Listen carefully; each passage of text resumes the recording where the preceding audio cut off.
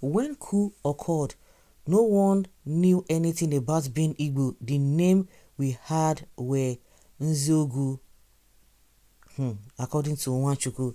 So Nwachukwu is telling us that when coup occurred, no one knew anything about being Igbo. The only name that they were hearing, names like Nzogu. Yes, Nwachukwu is saying this.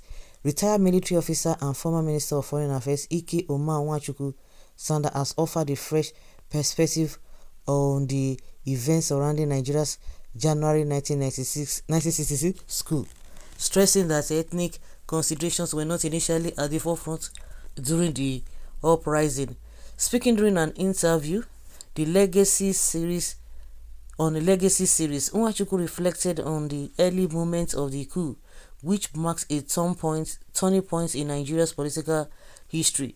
The program, known for documenting first-hand accounts from key figures, provided a platform for the retired general to clarify lingering narratives about the controversial military takeover.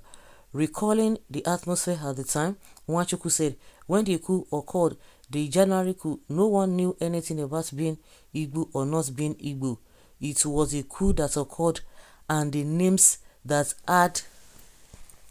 we heard were Nzoku and Ade Moyega. He was referring to Major Chukwuemeka Kaduna Nzogu and Major Emmanuel Ifeanyi Juna and Adigboyega.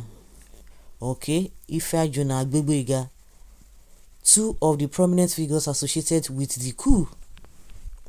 Nwachukwu's remarks challenge long-standing interpretations that have framed the 1966 coup largely along ethnic lines, particularly as tensions later escalate into broader national divisions.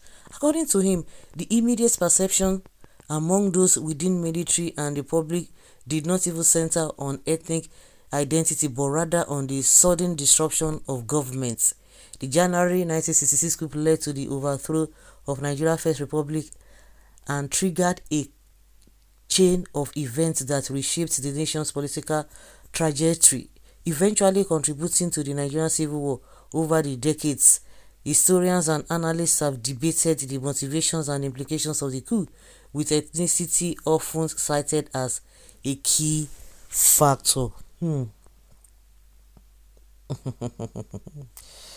If indeed it was an Igbo agenda, Ironsi wouldn't have brought in T.Y. Danjuma as his COS, but did not deliberately made it look like a regional affair. The problem I have now is that when truth begins to come out, it takes a very long time, and the wrong narratives had already been circulated, which of course, even with the revelation at the end of the day when people came out, I think Babangida also made this statement that it was not an Igbo coup, but people just want to believe what they want to believe. They don't want to hear anything more than that because they want to really promote that's a wrong narratives. Divide Nigeria this minute because we can't even move forward as one.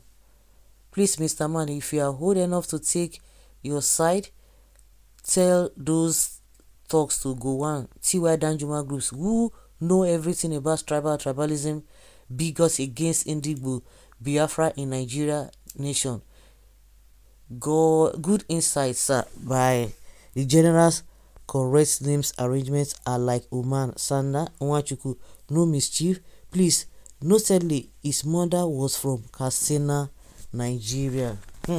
Wow. Now,